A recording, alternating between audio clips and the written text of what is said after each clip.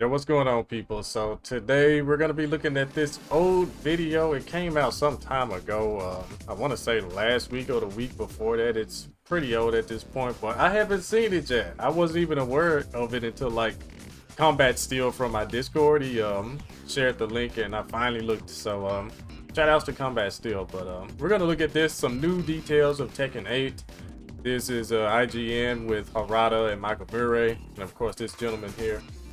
So I'm excited to see what new stuff is on Tekken 8 now. You know, they updated the game with the last little like CNT details or whatever. So let's see exactly how this interview goes. Now, it's been 7 years since our last go around in one of the most story fighting games of our time. And now we're back at it with Tekken 8.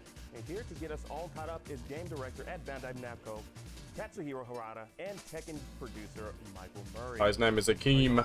Thank you all so much for The joining people us. that want to see. Now, we have some very specific questions that I'm pretty sure all the fans are excited to hear the answers to.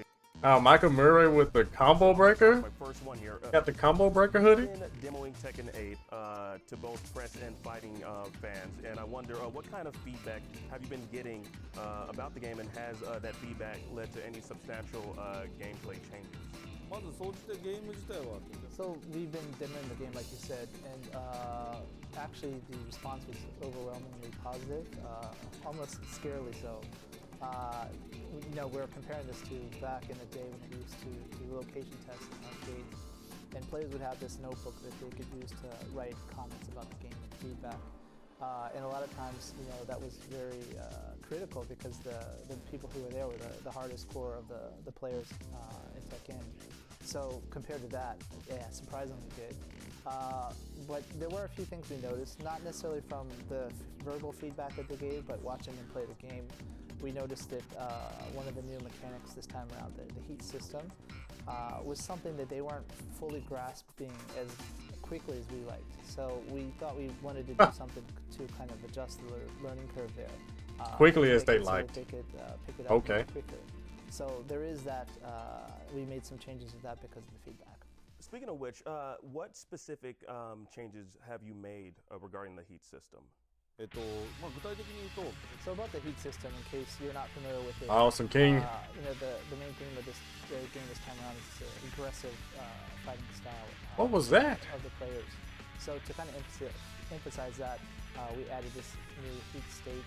And what this is there's two methods that you can use to enter the state. So for starters here, I see they don't have the number 8, like the 2 8 stocks or whatever for the heat energy. They did say that they were gonna like remove that, and they did. So this is really cool to see already.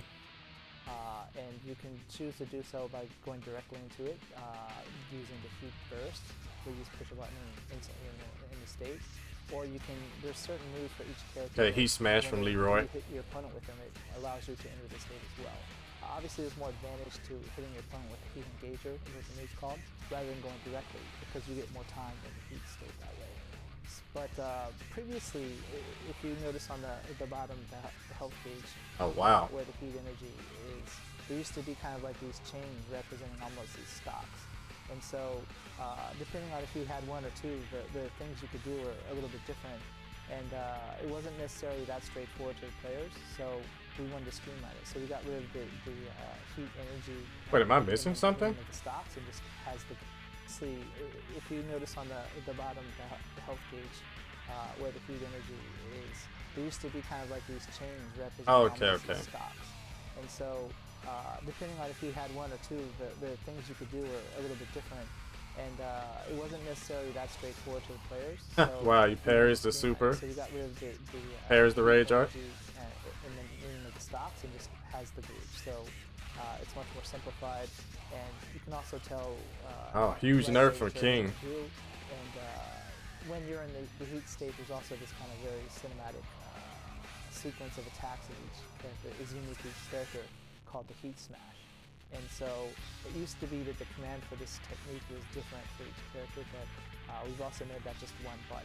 Nice. To kind of across the roster. So those are some of the major changes we've made as well. You mentioned wow. aggressive players, so do you think Tekken 8 kind of caters more to aggressive players or defensive players? この、まあ、非常に興味 That's an interesting question. It's a quite a deep one. So we first need to kind of start off on the kind of basis of the philosophy there. So many people might not think this way, but if you look at fighting games, they're different when you think of defense and offense than other versus online games. So in other games, when you attack your opponent, most of the time the damage is done if they're in the space when you're attacking. But for fighting games, you can block attacks, right? So that can totally negate the damage of the attack, which is already makes it kind of skewed to defensive capabilities in that result. And when you're thinking of not just fighting games in general, but Tekken is a 3D. What? So in addition to blocking, you can also do sidestepping to evade your opponent's attacks, making it even more skewed towards defensive capabilities. So this new mechanic and the aggressive that we're talking about means that we just wanted to add a certain time that it's limited, obviously, in which a player can more easily open up their opponent and enjoy going on the offensive, to actually motivate players to be more offensive rather than turtling up or running away. Because it's actually quite fun when you actually go on the fence and try it out, and it's a lot more fun for spectators who are watching the game as well. So those were not just what a combo! But people watching the game via live streams or esports or whatever is something we had to take into account as well. Yeah, I'm definitely always on the defense, so I'm gonna have to not. June is such a weird character. You guys see that? She's doing stuff to actually motivate players to be more offensive. So she's doing different stuff here. Like after she eats this combo, I'm seeing, I never really paid attention to it, so she can get her health back and like do moves that take it away also. Yeah, you see her health bar is just going crazy. That is very interesting. So I'm gonna have to not turtle up, as you say, and run away. Now, historically, let's talk about like the cabinets that that Tekken usually comes out with. Like Tekken has been a game where they've been released on arcade cabinets with the console version coming out later. Things are a little bit different right now. So can you describe why the change with Tekken 8? いくつかポイントはありましたね。そのもともとやっぱりおっしゃったように。 He's got the Psycho Manus figure. For the change, it is a major change in the history, as you mentioned.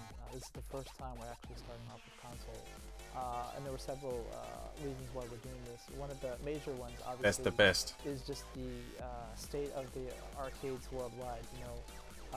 Previously they were everywhere in the U.S., in Europe, Asia, etc. And then they started declining, right?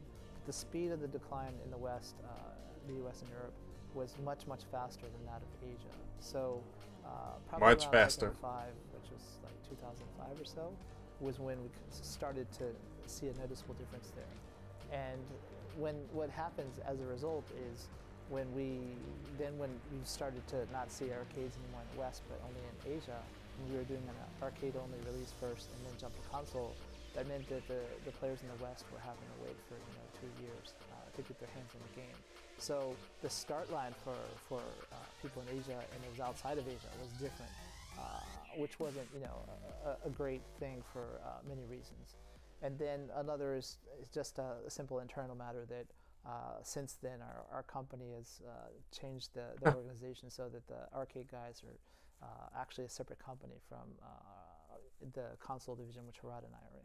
So many kind of elements went into that decision, but the first two are probably the biggest ones. Yeah, so that I want to talk about that just for a second. I am very happy that this is the first time that Tekken has been developed on console first. Man, like as a competitor, like it was very like discouraging, when a new Tekken game would come out, finally hits consoles, but the people in Japan and Korea had access to the game for 2 to 3 years. Like Murray just said, 2 years, at least 2. And they come over here and just take all of our money. So this Tekken 8 is going to be a trailblazer, and I can't wait to see how competitions really are this time around, because no one's gonna have the advantage like that.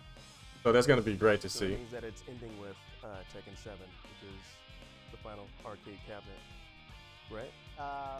At least for the arcade first release. Yes. Well, fortunately, here in the IGN office, we have a Tekken 7 cabinet. I saw it. And I have this. If Harada-san can do us the pleasures of signing it after our interview. Yes. Yes. Awesome. Right now, my final question. Now, the next close network tests for Tekken start July 21st, and again on the week of the 28th. Can fans expect to experience? What can they expect to experience, like regarding like stages, characters, competitive gameplay, etc.? What can we expect? キャラクターは16体だったね。 So we actually had the closed alpha test at several events. I think Combo Breaker was the one in a big. Yeah, look at the movement of Tekken We 8. had some in Europe and Asia as well. Looks a lot better. Where, limited people who were actually participating in the tournament that day could, for Tekken 7, could check out the game. So this is the first time we're actually opening up to a broader audience. And so for the closed network test, we have 2 different dates, as you mentioned. Nice. The first one will be on the PS5 only. And we'll have 16 characters available, which is a decent size. And that's just for this time. You know, obviously, when we release the game, it's going to have a lot more characters than that. But just for the test. There'll also be about 5 stages. And you'll be able to play all the new mechanics we're talking about, and the changes we made to the heat system as well will be reflected in that build. Not only that, the second date you mentioned is when we're going to be opening it up to crossplay between PlayStation 5, Xbox Series X, S, and PC.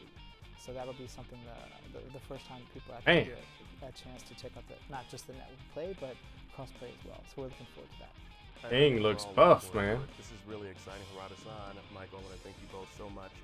We're going to go to our Tekken 7 cabinet machine, and maybe I'm going to get you to sign it, and I'm going to show you some of my defensive techniques if you're open to it. You're probably going to school me on it anyway, but yes, fighting fans can look forward to Tekken 8 and follow IGN's coverage as we get closer to the release. IGN Summer of Gaming continues. Okay. That's really cool. So yeah, this is really, really good. So they're basically just like showing us all the stuff that they've pretty much put in the notes, which was only like what 2 changes, which was getting rid of the heat stocks and just changing like how fast it goes, like how much you actually use activating it. So using the heat engage is going to give you the most like time for your heat energy. So that's going to be interesting. No one in these clips here that they showed just did a raw activation, as far as I remember. Wow, look at that. The RKO from King is very strong. Wait a minute. Okay, so he still had recoverable gauge here, and after he's done, he still has that same amount. So you can get that back. That's very interesting. So that means that grabs might not be as strong as I thought. So yeah, he just got it all back. You see, in this same exchange, he just got it all back. Let me speed it up just a little bit more. Yeah, he lands a heat burst. Well, that was a heat engager, and he got his recoverable health back. Oh wow, is that kick that punishable? It might not have been. There's no telling. But wow, King looks really good. I'm gonna have to do a video about King. What do you guys think? Let me know in the comments. Should I do a video on like what I think King is in Tekken 8? Yeah, okay, so there's the change right there. You can see it. It's actually pretty noticeable. He burst here, and it uses, looks like a third of the bar. Yeah. And then he used the rest of it for a heat dash cancel. The damage does not look that good. Yeah, look at all that recoverable health there. Wow. Yo, he's getting all of it back with each attack.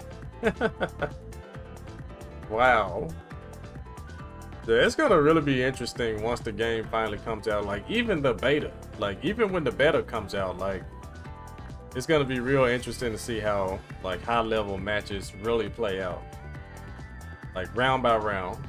Like, how's everyone using the heat and, like, the recoverable health? What are gonna be the best moves for that? And seeing how effective throws are. All of that is gonna be real interesting. Okay, so that there was just a huge King nerf, but I've been seeing nerfs like that across the board. So counting at 4-4-1.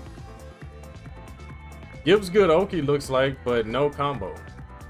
No launch. Yeah, it looks like they really want you to use your heat in this game. So all the counter hits and like crazy launches looks like they're severely nerfed. There was this match here, I want to say, with Brian and Paul. There was like so many nerfs. Let me just look at it real quick.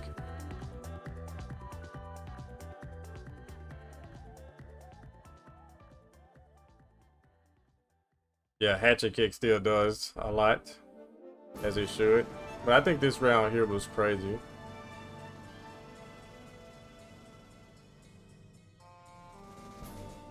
Yeah, hop kicks are still in, and the down forward twos are still in.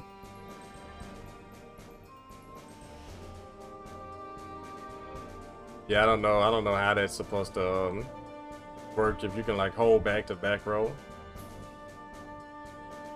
But yeah, that right there, like sidestep 1 with Brian, you see that? Yeah, sidestep 1. Not a normal launch.